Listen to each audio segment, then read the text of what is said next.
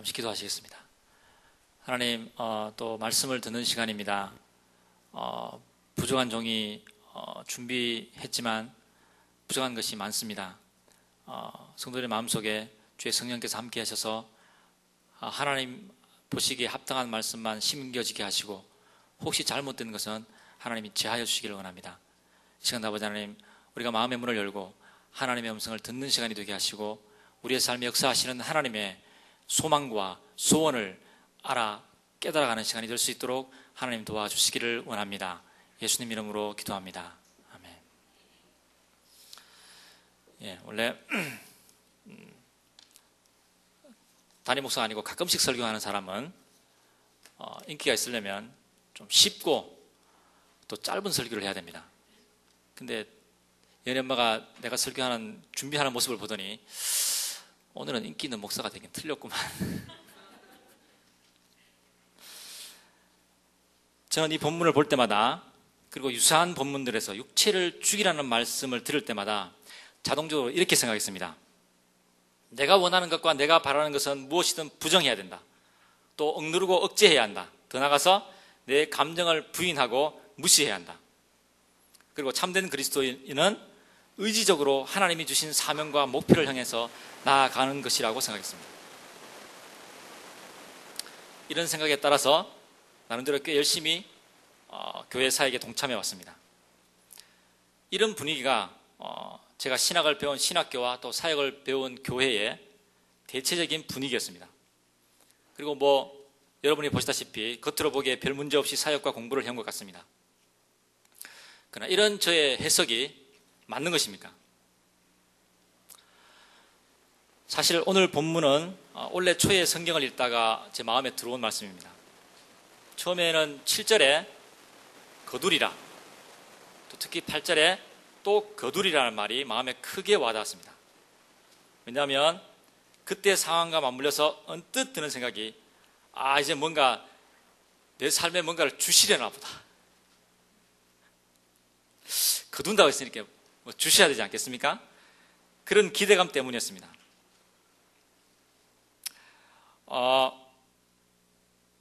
거두리라는 말이 주시리라는 말로 바뀌어져서 내 마음을 크게 올렸습니다. 왠지 올 한 해에 대한 기대가 생기고 기분이 좋아졌습니다. 근데 여러분, 뚜렷한 이유 없이 혹은 정당한 말씀의 해석이나 이해 없이 왠지 기분이 좋을 때는 조심해야 됩니다. 왜냐하면 하나님이 저를 위해서 준비하신 출입구에 지나지 않기 때문입니다. 여러분, 복상할 때 출입구 있죠? 출입구는 조금 적나라하게 말하면 함정입니다. 유혹거리입니다. 우리를 끌어들이는 것입니다. 그러나 거기가 정확한 하나님의 말씀은 아닙니다. 그래도 제가 신학을 공부한 목사인데 첫눈에 읽혀지는 대로 그대로 해석하고 좋아할 수는 없지 않겠습니까? 그래서 좀 더 문맥을 자세히 보기 시작했습니다. 그래도 어떻게든 좀 내 마음에 드는 대로 해석하기 위해서 주시리라고 해석하려고 굉장히 애를 많이 썼습니다. 근데 읽으면 읽을수록 주시리라고 해석이 안 됩니다. 근데 결정적으로 우연히 쉬느라고 복습 삼아서 읽었던 리차드 포스터 아시죠? 리차드 포스터의 영적 훈련과 성장이라는 책을 그냥 떡 폈는데 23페이지, 잊어버리지 않습니다. 23페이지에 바로 이 본문에 대한 해석이 나와 있는 겁니다. 그 책을 읽으면서 더 이상 다른 식으로 주시리라고 해석할 수가 없었습니다. 그 책에서 리차드 포스터는 성령을 위하여 심는 일을 영적 훈련으로 해석했습니다. 영적 훈련은 마치 성령을 위해서 씨를 뿌리는 것과 같다고 했습니다. 그 훈련은 우리 자신을 땅속에 심는 것과 같은 하나님의 방법입니다. 우리가 우리 자신을 성령을 위해서 훈련의 씨앗으로 내려놓으면 우리는 성령의 열매인 영생을, 참된 행복을, 참된 생명을 얻게 된다는 의미입니다.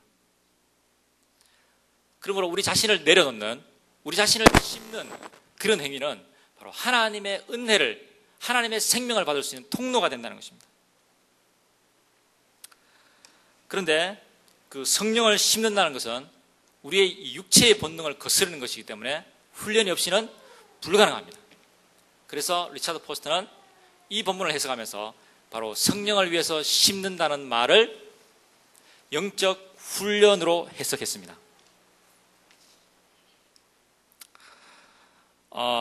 그러나 이러한 해석은 제가 성경을 계속 읽으면서, 왜냐하면 저한테는 중요한 말씀이기 때문에 부분적으로 합당하지만 전체 갈라디아서 문맥을 자세히 살피지도 감히 이렇게 말할 수 있습니다. 못했고 본문의 전체의 의미를 잡아내지도 못한 것 같습니다.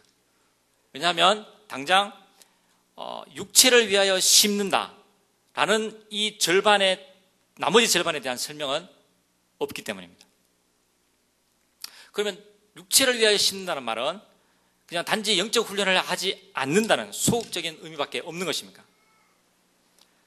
그러나 갈라디아서 전체나 또 오늘 본문의 문맥을 그대로 잘 살펴보면 그렇지가 않다는 것입니다. 그리고 나서 또 우연히 읽었던 책 2탄입니다. 또 우연히 들어서 옛날에 사놓고 안 읽었던 책이었는데 마틴 로이드 존슨 목사님의 십자가라는 책을 읽었습니다. 거기에도 43페이지에 또 이 본문이 나와 있습니다.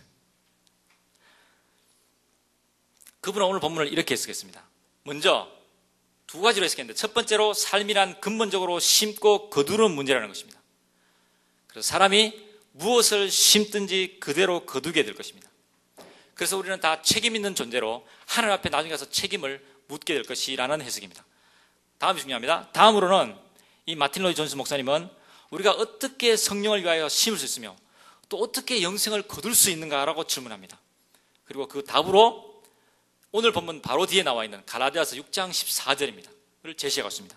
제가 읽어드릴게요. 그러나 내게는 우리 주 예수 그리스도의 십자가 외에는 결코 자랑할 것이 없으니 그리스도로 말미암아 세상이 나를 대하여 못 박히고 내가 또한 세상에 대하여 그러하니라. 답이 뭡니까? 마틴 로이드 존슨 목사님은 십자가로 제시하고 있습니다. 내가 십자가에서 예수 그리스도와 함께 죽으면 내가 바로 성령을 위해서 심는 것이고 그리고 영생을 얻을 수 있다는 것입니다. 지극히 당연하고 맞는 말씀입니다. 물론 그렇습니다. 우리는 믿음으로 십자가를 통과해야만 영생을 얻을 수 있습니다. 그러나 이것은 이 질문에 대한 직접적인 답이라고는 할 수 없습니다. 십자가의 복음은 주님께서 우리를 위하여 이미 이루어 놓으신 복음입니다. 여기에 우리가 더 할 일은 없습니다. 믿고 신뢰하기만 하면 됩니다. 십자가의 복음은 율법과 모든 억압으로부터 우리를 자유케 하시는 하나님의 능력입니다. 그러나 성령으로 심는다는 것은 우리가 그 복음에 대한 응답으로 해야 할 일입니다. 이해가 되십니까? 갈라디아서 전체를 통해서 바울이 계속 십자가 이야기를 합니다. 그리고 결론적인 6장 14절에 가서도 십자가 외에는 자랑할 것이 없다. 그러므로 십자가 앞에 우리가 죽어야 우리가 성령으로 심는 것이고 그 다음에 영생을 얻을 수 있다고 마틴 로이드 존슨 목사님이 해석했습니다. 그러나 그건 직접적인 답이 안 됩니다. 왜냐하면 십자가라는 것은 예수 그리스도께서 우리를 통해서 우리를 위해서 이미 이루어 놓으신 일입니다. 복음입니다. 우리가 듣고 믿기만 하면 됩니다. 그러나 여기서 이 문맥에서 오늘 본문이 이야기하는 성령을 위해서 심는다는 것은 예수 그리스도께서 십자가에서 이루어 놓으신 그 복음에 대한 응답으로 우리가 어떤 행위를 해야 하는가에 대한 말을 하고 있는 것입니다. 이해가 되십니까? 예. 그래서 이 6장 14절 십자가 외에는 결코 자랑할 것이 없다는 이 6장 14절은 잘 보시죠. 들어있는 이 마지막 부분, 그러니까 6장 11절부터 16절까지는 바로 이 갈라디아서 전체의 마지막 부분인데 이 속에 들어있습니다. 이거는 뭔가 하면 갈라디아서 전체 문맥을 알아야 되는데 갈라디아서가 전체 6장으로 되어 있죠. 그 중에서 중요한 분수령이 되는 구절이 있습니다. 5장 13절입니다. 한번 찾아볼까요? 5장 13절을 보십시오. 형제들아 너희가 자유를 위하여 부르심을 입었으나 그러나 그 자유로 육체의 기회를 삼지 말고 오직 사랑으로 서로 종로로 타라. 5장 12절까지는 지금 율법에 매여서 율법주의자들에게 매여서 이미 복음을 받았음에도 불구하고 성령을 받았음에도 불구하고 할례를 받아야 되고 율법을 제대로 지켜야 구원을 받는다고 하는 율법주의자들의 그 속박에 매여 있는 갈라디아 교인들을 향해서 그것이 아니다. 그것은 이미 예수 그리스도의 십자가로 해결되었다라고 얘기합니다. 그래서 갈라디아 교인들로 하여금 복음의 율법의 속박에 모여 있는 그 갈라디아 교인들을 자유하게 만드는 그 복음을 선포하고 있는 것이 5장 12절까지입니다. 그러나 5장 13절부터는 바뀝니다. 뭔가 하면 그렇게 자유를 예수 그리스도의 십자가 안에서 받았던 너희들이 그 복음에 대한 응답으로 어떻게 살아야 되는가? 좀 한마디로 얘기하면 그리스도 거기에 대한 응답의 삶에 대해서 이야기하고 있는 부분입니다. 이렇게 큰 두 부분으로 나뉩니다. 갈라디아서가. 그래서 5장 12절 이후로부터는 바로 그리스도인이 어떻게 살아야 되는가에 대한 이야기를 하고 있습니다. 성령으로 사는 것이 무엇인가, 십자가의 복음의 능력으로 사는 것이 무엇인가를, 자유하게 되어서 사는 사람, 그리스도인이 사는 삶이 무엇인가를 이야기해 주고 있습니다. 그 문맥 속에 오늘 본문이 들어있습니다. 근데 마틴 로이드 존스 목사님이 근거로 제시했던 6장 14절은 그게 10절까지, 오늘 본문까지 끊어집니다. 그래서 다시 11절 보십시오. 6장 11절 보십시오. 6장 11절부터는 또 다른 이야기입니다. 뭔가 하면 이건 부록같이 붙어 있는 것입니다. 다시 한번 못 믿어서 다시 한번 확증하는 것입니다. 뭐요? 너희들이 십자가로, 복음으로, 성령으로 자유케 되었다. 앞부분에서 3분의 2에서 이야기했던 이야기를 다시 한번 부연 설명, 강조하는 것입니다. 이해되십니까? 그러므로 마틴 조이스 목사님이 성령으로 심는 것을 십자가로 심는 것에 대한 답으로 십자가를 제시한 것은 이 문맥에서는 정확하게 맞지 않는 것입니다. 그래서 이런 의미에서 씨를 뿌리는 일을, 성령으로 심는 일을 영적 훈련으로 해석한 리차드 포스터의 해석이 더 적절합니다. 물론 그분이 강조한 대로 인간의 노력으로 구원과 영생에 이르는 도덕주의 이단으로 빠져서도 안 됩니다. 그러나 오늘 5장 13절부터 이어지는 오늘 본문이 들어있는 이 문맥에서는 우리가 십자가의 복음에 대한 응답으로 어떻게 살아야 될 건지에 대해서 복음을 어떻게 살아낼 건지에 대한 문맥이 있다는 것을 기억해야 됩니다.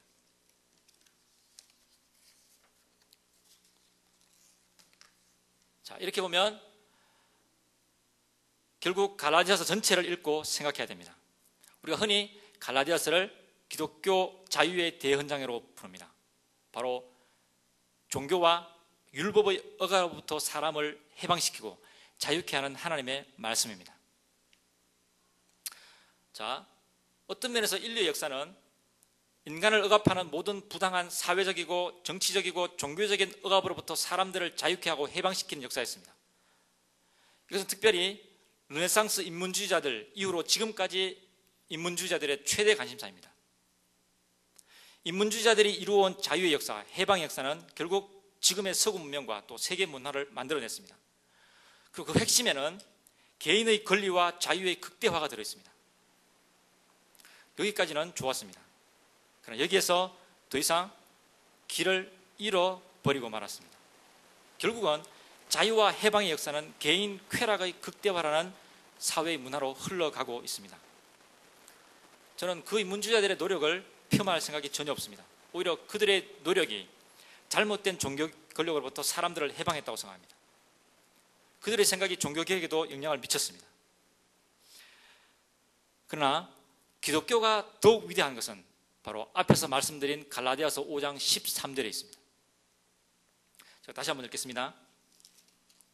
형제들아, 너희가 자유를 위하여 부르심을 입었으나 그러나 그 자유로 육체의 기회를 삼지 말고 오직 사랑으로 서로 종노릇하라. 기독교는 모든 인간을 잘못 억압하는 세력으로부터 사람들을 자유케 할 뿐만 아니라 그들에게 그 자유를 가지고 어떻게 살아야 하는지를 알려주고 있습니다. 그래서 5장 13절 이후로 6장 6절까지 성령 안에서 살고 사랑으로 섬기며 사는 것이 무엇인지를 계속해서 설명하고 있습니다. 그리고 오늘 본문은 바로 그 부분의 마지막 결론 부분입니다. 그러므로 갈라디아서를 기독교 자유의 대헌장으로 부르는 것은 반만 보는 것입니다. 그것은 기독교 자유와 섬김의 대현장입니다. 그래서 앞에서 말씀드렸듯이 갈라디아서 전반부 3분의 2 정도 5장 12절까지는 율법으로부터의 자유에 대해서 말하고 있지만 나머지 후반부 3분의 1 5장 13절부터는 바로 사랑의 섬김의 공동체를 만드는 것이 무엇인지에 대해서 이야기하고 있습니다. 그리고 이 두 부분이 어쩌면 오늘날 같은 개인의 쾌락 지상주의적인 세상에서는 더 강조되어야 할 부분인지도 모르겠습니다. 여러분, 바울이 갈라디아서를 쓸 당시 2000년 전이나 오늘날이나 사람들에게 자유를 주면 그들이 저절로 길을 찾아서 선한 삶을 사는 것이 아닌 것이 진리입니다. 그래서 다음 길이 주어지지 않는 자유와 해방은 방종으로 이어지기 때문입니다. 방종으로 이어지지 않더라도 기껏해야 극단적인 개인주의와 쾌락주의로 이어지게 됩니다. 갈라디아의 말씀으로 고쳐서 말하면 만약 우리가 주어진 자유를 가지고 사랑으로 서로 종노릇하지 않으면 우리는 육체를 위해서 우리를 심는 사람이 된다는 것입니다. 각자 개인의 쾌락과 욕망을 위해서 자신을 허비하고 소비하는 사람이 된다는 것입니다. 자, 이제 오늘 본문을 좀 더 구체적으로 살펴보겠습니다.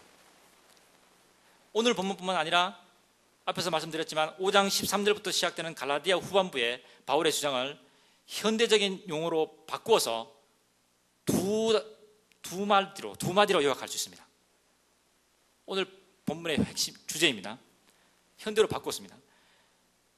오늘 본문 5장 13절 이하부터 시작되는 오늘 본문, 특별히 오늘 본문 결론에서 이야기하는 것은 전인적인 영적 성숙의 삶과 그 다음에 공동체적 섬김의 삶, 이렇게 바꾸어 말할 수 있습니다.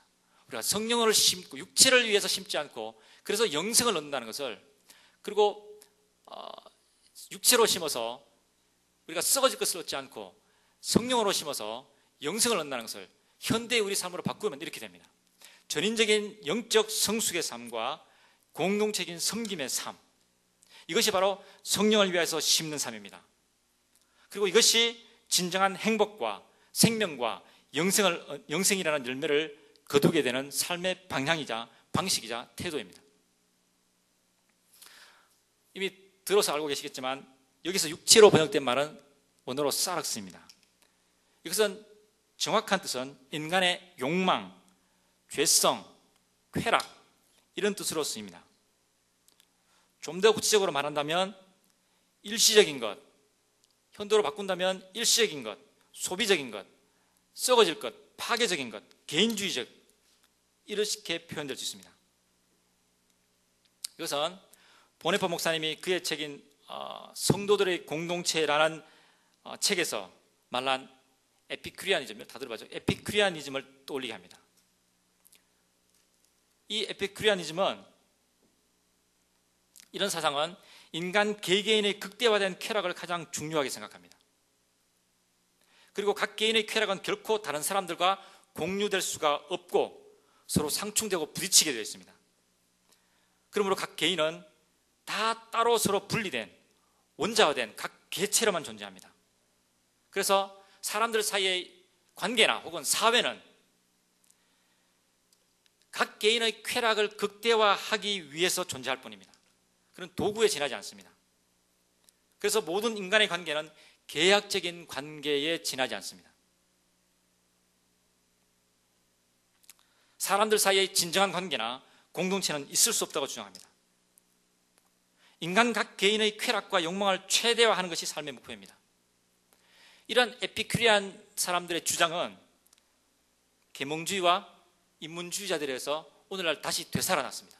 그래서 지금 현대문화를 지배하고 있습니다. 그러므로 여러분, 2000년대에 바울이 이 글을 쓸 때 이 당시와 오늘 현대인의 이 컨텍스트가 똑같은 면이 있다면 뭡니까? 에피큐리아니즘이 지배하고 있다는 것입니다. 그러므로 우리가 오늘 본문에서 육체를 위하여 심지 않고 성령을 위하여 심는다는 것은 오늘날의 현대어로 바꾸면, 해석하면 개인주의적이고 쾌락, 욕망, 지상주의의 파편화된 삶의 방식을 거부한다는 것입니다. 그러한 문화와 삶을 거부한다는 것입니다. 다른 사람을 나의 쾌락을 위한 도구로 보지 않는다는 것입니다. 나의 이익을 위한 재료로 생각하지 않는다는 것입니다. 인간 자체를 궁극적인 대상과 목적으로 본다는 것입니다. 내가 사랑하고 관계를 맺고 공동체로 섬겨야 할 대상으로 본다는 것입니다. 이러한 바울의 생각이 5장 13절 이후에 계속되고 있습니다. 본문을 조금 더 구체적으로 살펴보겠습니다. 여러분, 5장 13절 이후에 우리가 잘 알고 있는 성령의 9가지 열매가 다 들어있죠. 몇 절입니까? 5장 22절에서 23절입니다. 다 아시겠지만 다시 한번 보겠습니다. 오직 성령의 열매는 사랑과 희락과 화평과 오래 참음과 자비와 양선과 충성과 온유와 절제니. 자, 특징이 뭡니까? 모두 인간의 전인적인 인격에 관련된 것입니다. 그리고 동시에 다른 사람들과의 관계를 어떻게 맺을까와 관련된 것입니다. 다른 사람을 어떻게 대할 것과 관련된 것입니다. 자, 반대로 19절에서 21절에는 육체의 일이 나와 있습니다. 다시 볼까요? 육체의 일은 현저하니 곧 음행과 더러운 것과 호색과 우상 숭배와 술수와 원수를 맺는 것과 분쟁과 시기와 분냉과 당진 것과 불리함과 이단과 투기와 술 취함과 방탕함과. 대부분이 뭡니까? 전인적인 인격의 성숙함을 드러내지 못하는 모습, 개인주의적이고 쾌락을 쫓아가는 모습, 그리고 다른 사람과의 관계에서 성숙하지 못한 모습, 이런 모습들을 드러내고 있습니다. 모두 쾌락과 욕망과 죄악과 관련된 것이요, 진정한 관계와 공동체를 파괴하는 모습들입니다. 그리고 이어서 6장 1절에서 6절까지는 구체적으로 공동체를 어떻게 세워가야 되는지, 공동체의 삶을 어떤 자세와 행위로 살아야 되는지를 간략하게 설명하고 있습니다. 이처럼 전인적인 영적 성숙과 훈련, 그리고 공동체적인 섬김의 삶은 따로 떨어질 수가 없는 하나입니다. 그러므로 앞에서 말씀드린 리처드 포스터의 해석은 후자를, 바로 공동체적인 섬김의 삶을 빠뜨린 해석입니다. 여러분 혹시 엄태웅이 주연한 마왕이라는 텔레비전 드라마를 보신 적 있습니까? 혹시 들어보셨습니까? 예, 저도 들어만 봤습니다. 네, 들은 말에 의하면 그 주제가 인간의 미움과 증오의 악이 결국 인간을 죽음으로 몰고 간다는 내용이랍니다. 그 드라마에서 주인공 엄태웅이 읽었던 책이 있는데, 그 책이 바로 스카펙 박사가 쓴 거짓의 사람들이라는 책입니다. 그 책에서 스카펙 박사는 인간 악의 본질이 무엇인지를 현대 심리학의 도움을 받아서, 심리학적이고 그리고 기독교의 도움을 받아서 종교학적인 관점에서 예리하게 파헤치고 있습니다. 거기서 그분은 악을 이렇게 정의합니다. 나르시즘적인 자기 중심성 때문에 자신의 연약함을 드러내지 않으려 스스로 속이고 다른 사람에게 책임을 전가하여 희생양으로 만드는 것이라고 정의했습니다. 이것이 곧 그분이 정의한 악의 심리학입니다. 오늘 본문의 말씀과 너무나 유사하지 않습니까? 육체를 위하여 심는 자들, 곧 악한 자들은 스스로를 속입니다. 그리고 결국은 썩어질 것, 곧 악한 결과와 파괴를 열매로 거두게 됩니다. 바로 문제가 되는 것은 인간의 자기 중심성입니다. 자기 도취성입니다. 힘든 훈련과 자아 성숙을 회피하는 것입니다. 자신의 쾌락과 이익만을 위해서 다른 사람을 도구로 생각하고 희생시키는 것입니다. 그것이 곧 악이라는 것입니다. 거기에는 참 행복과 생명과 영생이 없습니다. 속임수와 책임 전가와 희생양과 파괴만이 있을 뿐입니다. 여기는 진정한 훈련과 성장도, 또한 진정한 공동체도 있을 수 없습니다. 오늘날 이 에피큐리아니즘의 전통을 이어받은 계몽주의와 인문주의 사상이 득세하는 현대사회에서 이러한 인간의 본성적인 악은 더욱 강화됩니다. 사람들은 점점 책임적인 존재가 아니라 자신의 쾌락을 쫓아가는 존재가 됩니다. 점점 세상은 우리가 책임 있는 존재로 되어가지 못하게 만듭니다. 사랑으로 섬기는 공동체를 만들지 못하게 만듭니다. 자, 이제 제가 처음에 질문을 드렸던 그 질문으로 돌아가겠습니다. 자, 이런 해석과 문맥에서 보았을 때 제가 그냥 아무 생각 없이 쭉 생각해 봤던 육체를 위하여 심지 마라, 육체를 죽이라는 말씀을 내가 원하는 것은 다 부정하고 내 감정을 부인하는 것으로 해석한 것이 맞는 것입니까? 당연히 틀렸습니다. 육체를 죽이라는 것은, 육체를 위해서 심지 말라는 것은 내 감정을 부인하고 내가 원하는 것은 다 부인하는 뜻이 아니라 이런 잘못된 생각과 태도로부터 돌이켜서 자기 성숙의 삶과 자기 훈련의 삶과 공동체에 섬기는 삶을 살라는 것입니다.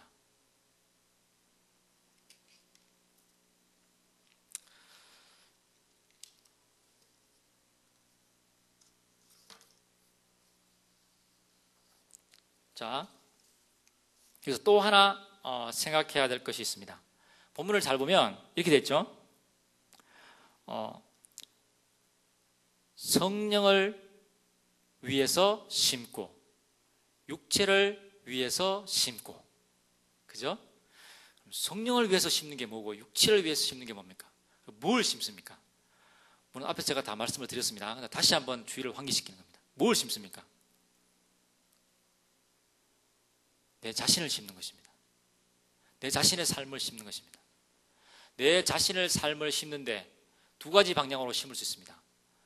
하나는 뭡니까? 성령의 방향으로, 성령이 원하는 방향으로 심을 수 있습니다. 또 하나는 뭡니까? 내 육체가 원하는 본성의 내 쾌락을 위해서 심을 수 있습니다. 그걸 위해서 내 시간을 쓰고 내 육체를 쓰고 내 몸을 쓸 수가 있습니다. 우리가 할 수 있는 것은 그냥 심는 것밖에 없습니다. 다시 말해서 내가 성령이 원하는 것으로 살려고 하나님 앞에 발버둥치고 하나님 앞에 나아가고 하나님 앞에 결심하고 하나님 앞에 가는 것입니다. 근데 이런 열매, 영생의 열매를 맺게 해주는 것은 누굽니까? 누굽니까? 내가 하는 일이 아니고 성령이 하시는 일입니다.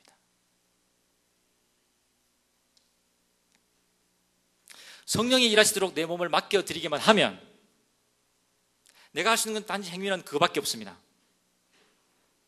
맡기는 훈련을 하면 성령께서 이미 이뤄놓으신 십자가 복음의 능력으로 내 삶에 진정한 행복과 생명과 영생을 주신다는 것입니다. 이것을 현대의 사회학적, 심리학적 말로 표현하면 전인적인 인격의 성숙과 훈련, 그리고 참된 섬김의 공동체적 삶을 살게 된다는 것입니다. 여러분, 마더 테레사가 수녀가 노벨 평화상을 받는 자리에서 어떤 기자가 참 고약한 질문을 했습니다.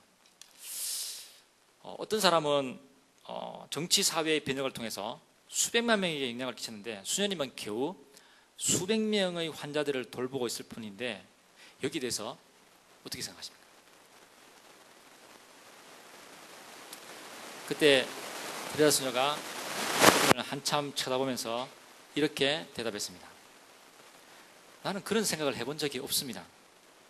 그저 하나님의 명령에 순종하고 따를 뿐입니다. 좋은 일을 하는 것조차도, 선한 일을 하는 것조차도, 의미 있는 일을 하는 것조차도 세상 사람들은 이 땅에서 자기 실현을 목표로 살아갑니다. 얼마나 영향력을 미쳤느냐, 얼마나 큰 업적을 남겼느냐 하는 것이 중요합니다. 바로 자기중심적입니다. 자신의 성취와 욕망과 쾌락이 중요합니다. 좋은 일을 하는 것도 자기 성취와 자기 쾌락을 위해서 합니다. 그러나 그리스도인에게 중요한 것은 하나님의 뜻에 순종하여 성령의 열매를 맺는 것입니다. 전인적인 인격의 성숙을 훈련하며 사는 것입니다. 사랑의 섬김의 삶을 사는 것입니다. 이런 면에서 기독교는 인간혁명의 종교입니다. 프랑스의 혁명은 세계의 정치를 바꿔놨고 산업혁명은 세계의 물질 문명을 바꿔놨지만 여러분, 기독교는 인간 자체를 바꾸는 인간혁명입니다. 한 사람 한 사람이 그리스도 안에서 새 사람이 되는 것이 중요하고 그 사람들이 모여서 성령 안에서 유기체적인 한 몸의 공동체를 이루는 것이 중요합니다. 해석은 잘했습니다. 이제 저한테 중요한 말씀이었으니까 출입글을 통해서 해석을 열심히 책도 읽고 열심히 고민을 해서 해석은 잘했습니다. 그리고 제 자신을 돌아보았습니다. 가장 가까이서 나를 평가하는 예은이 엄마의 저에 대한 전반적인 삶의 평가는 이렇습니다. 살아가는 방향은 올바른 것 같은데 그 방향만을 막 향해서 막 달려가기 때문에 여유가 없고 인간성이 없다고 말합니다. 그저께도 예은이 엄마와 함께 이야기하다가 지나가는 말로 우린 참 나이가 먹으면 서로 좋은 친구 같은 부부가 되었으면 좋겠다고 했더니 바로 거부 반응을 보이면서 당신은 고약한 선생님 같다고 했습니다.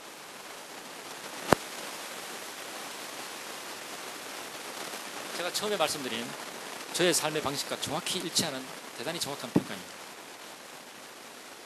그래서 저의 인격의 문제 중에 하나가 내가 옳다고 결정한 대로 되어지지 않으면 조급해하고 분노하게 된다는 것입니다. 근데 불행하게도 분내는 것은 오늘 살펴본 육체의 현저한 일 목록에 5장 20절에 들어있습니다. 사역자로서의 앞으로의 삶의 여정과 사역을 생각하면 이런 저의 모습이 불안하고 두렵습니다. 이제 오늘 본문의 말씀은 저에게 기대의 말씀이 아니라 두렵고 떨리는 말씀이 되었습니다. 이런 깊은 내면의 정서적인 문제가 해결되지 않아서 사역자 개인의 삶과 가정과 사역이 무너져 내리는 것을 보아왔기 때문입니다. 저만 그렇습니까? 그리고 이 해석을 마친 후에 저희 집 가까이 있는 알라딘 서점에 가서 우연히 들렸다가 우연히 눈에 띄는 책 한 권을 발견했습니다. 그 책은 뭔가 하면 피터 스카지로라는 목사님이 쓴 정서적으로 건강한 교회였습니다. 이 문제로 고민하고 있던 사역자로서 저의 문제에 대해서 답을 주는 책이었습니다. 그분은 이 책에서 자신이 모든 것을 쏟아부어서 열정적이고 사역하고 성장 가운데 있던 자신의 가정과 교회가 어떻게 무너져 내리고 있었고 죽음과도 같은 고통 가운데서 자신을 변화시킴으로 회복되고 새로워진 가정과 교회 사역 이야기를 하고 있습니다. 혹시 있을지도 모를 저의 미래를 보여주는 것 같았습니다. 그분의 주장의 핵심은 이겁니다. 정서적인 건강과 전인적인 건강과 영적 성장 건강은 불가분의 관계이다. 그리고 리더가 자기 삶의 내면에 감춰진 문제를 들춰내지 못하는 한 정서적으로 영적으로 건강한 교회를 읽어낼 수가 없다는 것입니다.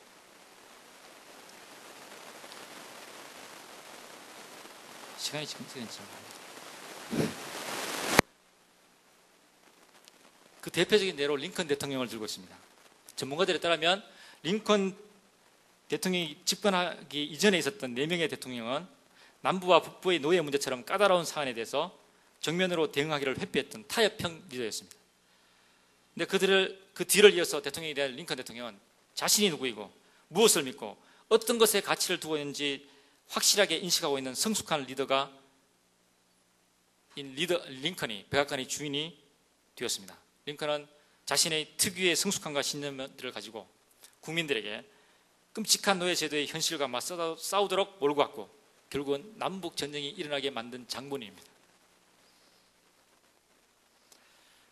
그분이 이 책에서 정서적인 성숙과 영적 성숙이 아무 연관도 없는 것처럼 사는 그리스도인들의 예를 들어놓은 곳이 있어 제가 재밌는 거 몇 개만 특히 그리고 제가 많이 찔렸던 거 몇 개만 소개해드리겠습니다.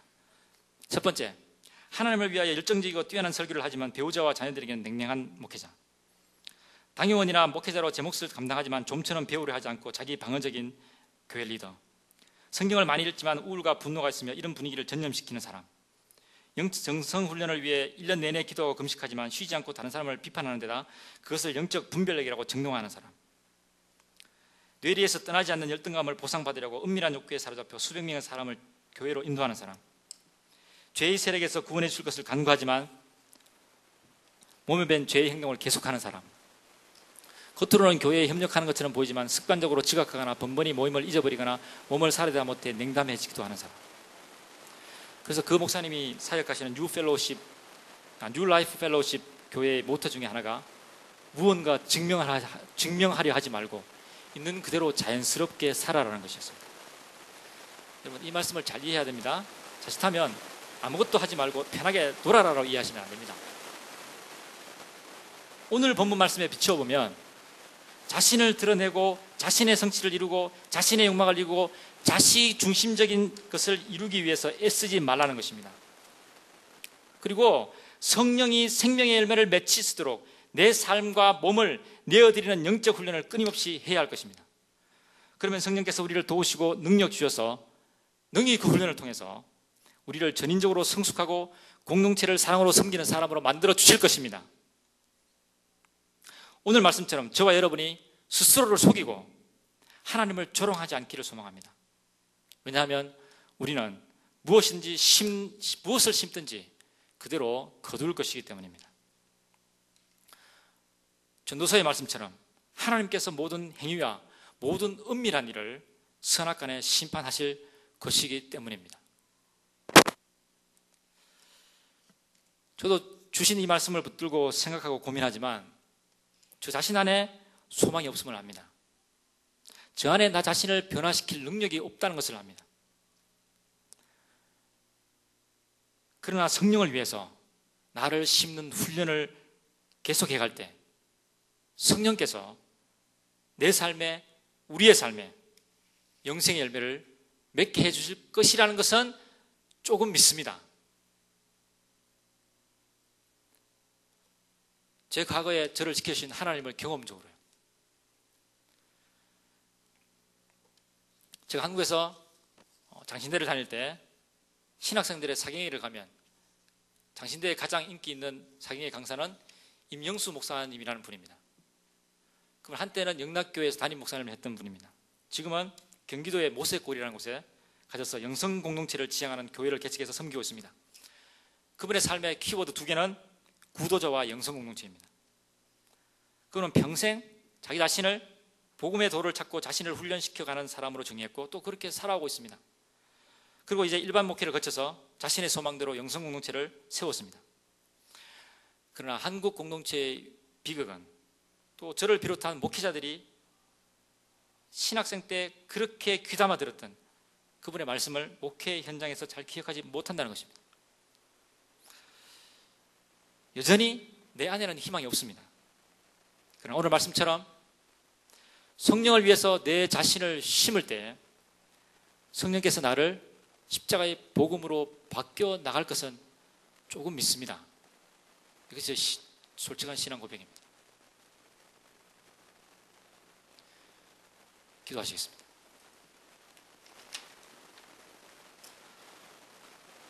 하나님, 오늘 또 갈라디아서에서 바울을 통해서 우리에게 말씀하신 복음의 능력이 무엇인지 대해서 들었습니다. 그러나 우리의 믿음이 부족해서 믿고 싶지만 많이 믿어지지도 않고 그것이 정말 내 삶의 아버지 하나님 역사하기를 원하는 소원도 많지가 않습니다. 그러나 아버지 하나님, 이것이 진리의 말씀을 믿음에 우리가 이 말씀을 마음에 품기를 원합니다. 그리고 계속해서 이 말씀을 가지고 하나님 앞에 내 자신을 내려놓는, 나를 심는, 성령을 위해서 나를 심는, 내 인격적인 성숙을 위해서 나를 심고 공동체적인 섬김을 위해서 나를 심는 훈련을 감당하게 하여 주시옵소서.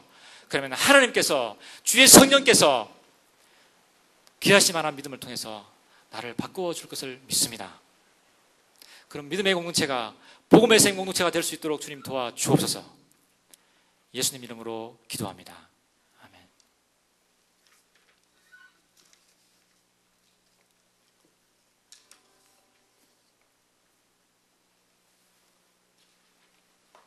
찬양.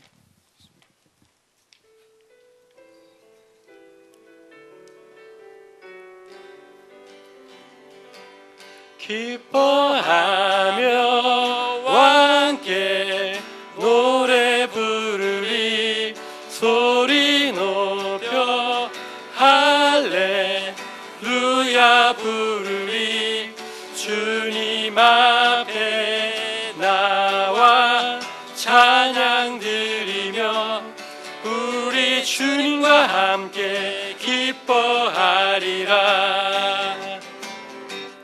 나의 창조자, 나의 구원자, 가장 귀한 나의 예수님 찬양합니다. 나의 치료자,